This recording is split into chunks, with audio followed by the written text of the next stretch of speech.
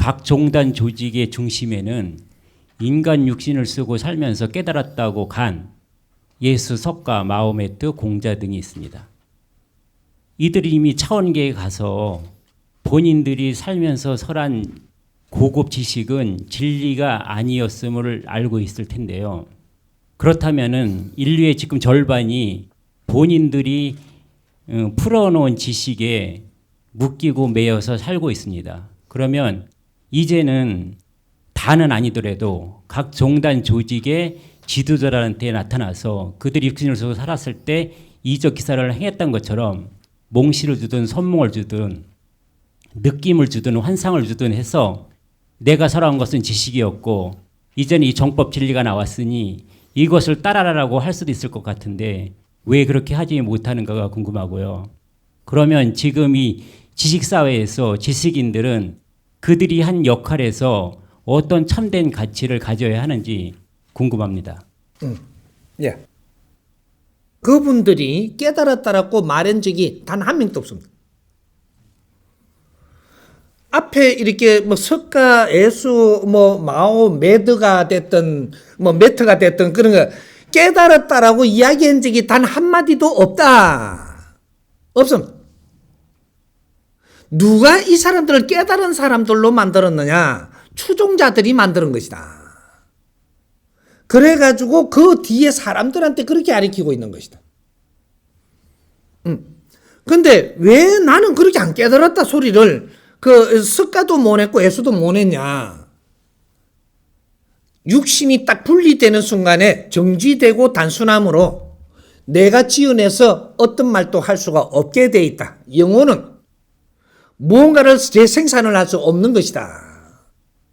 그래서 인간의 육신이 그만큼 중요하게 필요했기 때문에 수 없는 이 환경 속에서 수십억 년 동안의 이 환경을 진화시켜서 인간 육신까지 빚어낸 것이다.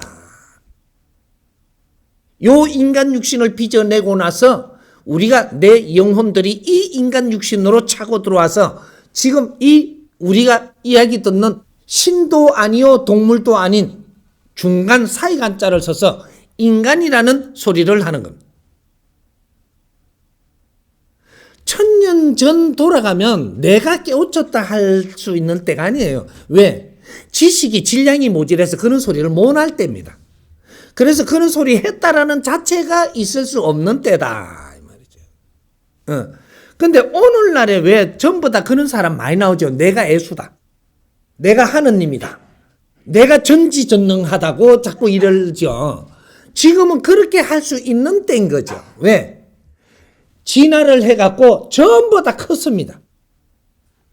크나노니까 내가 이 자연에서 최고라고 이야기를 하는 겁니다.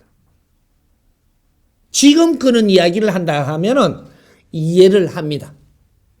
하나 1000년 전에 그런 소리를 하고 갔다라고 하면 나는 이해 못 합니다. 왜? 질량이 그렇게 모자랄 때는 내가 신이다 소리를 할 수가 없어요. 내가 전지전능자라고 이야기할 수 없다니까. 그런데 오늘날 우리가 지식을 다 갖춘 사회에서 수도가 끝나는 이때가 되면 이 안팎에 그런 사람들이 막 나오는 거죠. 지금 우리한테 지옥을 이야기하면 에이고 그런 거 겁 하나도 안 난다 그래. 지옥을 이야기하는데 겁이 안 난다 그래.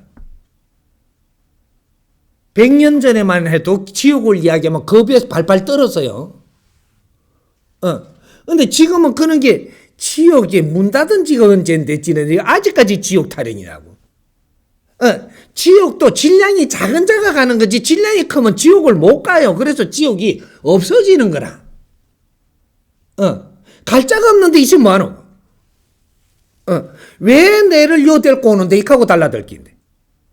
그거 설명 다 하려고 그러면 차원계 운영 안 돼요. 따지잖아요, 요새는. 옛날에 그냥 따라갔는데 요새는 따지거든. 불탕지옥이 보레불 달면 겁이 나갖고 막 따르거든, 이래. 안 가려고. 이럴 땐 지옥이 있지만 지금은 아이고, 내가 지옥 가면 갔지 내가 겁을 안 된 뿐이니까 지옥이 없어지는 거예요. 우리가 한때 그런 말을 많이 썼을 겁니다. 한 20년 전에. 20년 안팎에. 지옥이 꽉 차갖고 내가 갈 데가 없더라 이렇게 하면서 우리가 기본적으로 그런 말을 썼어요. 요때부터 차원계가 정리되는 겁니다. 우리는 지금 엄청난 이런 우리가 이화세계를 꿈꾸고 있어요. 그러면 이화세계가 만들어지는 거예요. 이렇게 되는 것이지. 그래서 앞에 선지자들이라고 이야기하신 분들은 그 당시 선지자. 이렇게 보면 되고, 지금의 선지자는 지금 우리한테 맞는 선지자가 나와야 선지자가 되는 거죠.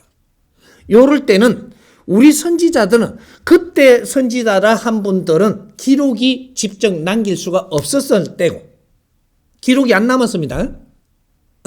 근데 지금 그때는 글을 써가 기록 남긴 건 글은 아무 때나 쓰면 돼요. 지금은 너가 직접 설하는데 증거가 있어야 된다. 100% 증거가 남아야지만 받아주는 시대다.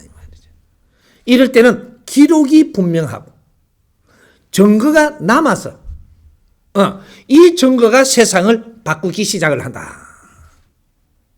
요럴 때 선지자가 나오고 요럴 때 책임을 지는 사람이 나오는 겁니다. 네가 말한 것은 네가 책임져야 된다. 이런 증거가 남아있다. 모든 것은 진리가 내리실 때는 누가 이걸 설한 것이 증거가 남아서 영혼이 간다. 이 세상이 끝날 때까지 이 사람들이 이 진리가 필요할 때까지 이 진리는 사그러들지 않고 꼽히기 시작을 하고 이렇게 해서 영혼이 이것이 증거가 남아서 누가 뒤털지를 못하게 돼 있다. 예수가 말한 것을 증거를 내한테 가져와라.